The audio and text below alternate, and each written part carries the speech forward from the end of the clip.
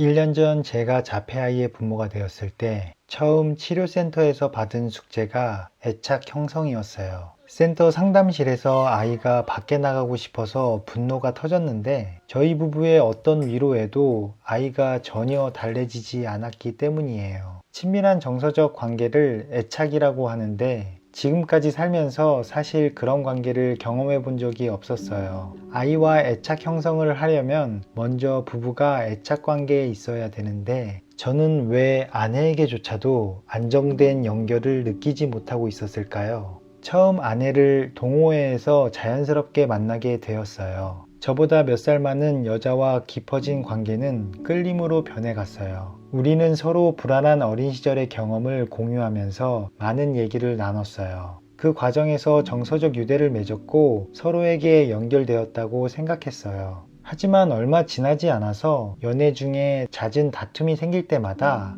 아내는 저에게 헤어지자고 했어요. 더 마음이 깊어지기 전에 정서적 거리를 두려는 사람 같았어요. 아내가 그럴 때마다 저도 조금씩 정서적 거리를 두었고 전에 느꼈던 연결이 조금씩 흔들리고 있다는 것을 알게 되었어요. 그렇지만 저는 그런 그녀를 붙잡아야 했어요. 제가 처음 맺은 정서적 유대였고 제 어린 시절 가정 불화를 처음으로 이해해준 여자였기 때문이에요. 어쩌면 아내는 제 안에 있는 아이가 힘들 때마다 보고 싶어 했던, 그렇지만 끝내 나타나지 않았던 친엄마와 같은 존재였고 유일한 희망이라고 생각했던 것 같아요. 지금 생각해보면 저는 제가 사랑할 사람을 무작위로 고른 것이 아님을 깨달았어요. 어린 시절 겪은 애정 결핍을 연인에게 반영하고 있었어요. 그렇게 저희는 결혼을 했어요. 그리고 연애 때와 똑같이 다투고 서로 정서적 거리를 두었어요. 저희는 좋은 시간도 많았지만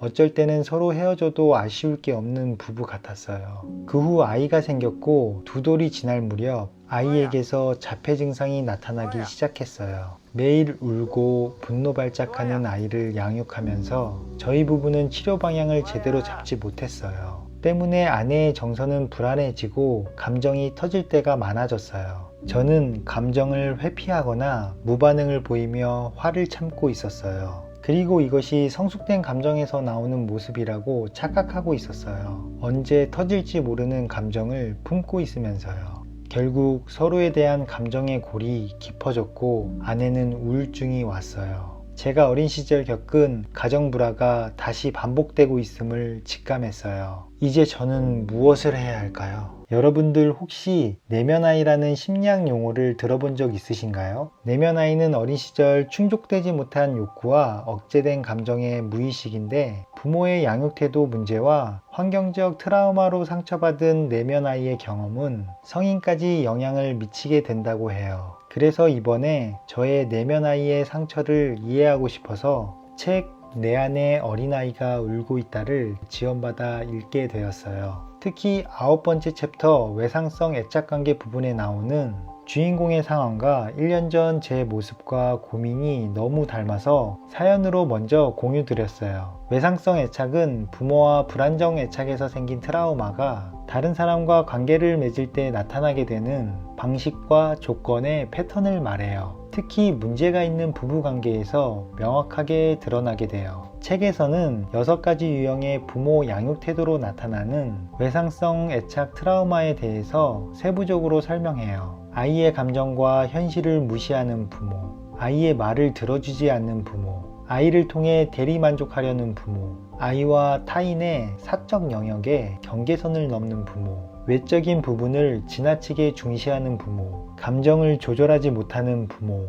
이런 문제가 있는 부모와의 관계가 결국 성인이 된 자녀에게 대물림되어 연인 또는 부부관계와 자녀관계를 통해 다양한 방식으로 영향을 미치게 된다고 설명해요. 사실 저는 어른이 된 입장에서 제 안에 내면아이가 받은 상처가 별거 아니었다고 생각한 적이 있어요. 하지만 어린 아이 입장에서 본다면 분명 큰 상처였고 그로 인해 남겨진 무의식 때문에 저의 정서와 문제 행동이 성인이 된 지금까지도 나타나게 되었다는 것을 책을 통해 알게 되었어요. 책은 총 13개의 챕터로 쓰여져 있고 다양한 심리적 문제들과 치유법을 소개하고 있어요. 각 챕터는 실제 사연과 심리학적 해석, 그리고 마음 치유 방법으로 구성되어 있어서 마치 심리센터에서 상담을 받고 있는 느낌을 받게 해줘요. 그리고 문제 행동에 갇혀서 악순환인 상황을 빠져나오는 방법과 내 안의 내면 아이를 재양육하며 자신을 치유하는 방법은 실제 도움이 많이 돼요. 저는 이 책을 부부관계를 회복하고 함께 가정 문제를 해결하고 싶으신 분들과 자신의 어린 시절 애착 문제를 확인하고 현재 자녀와 올바른 애착 형성을 하고 싶은 분들에게 추천드려요. 오늘은 잠시 내 안의 어린아이와 한번 얘기해 보는 것은 어떨까요?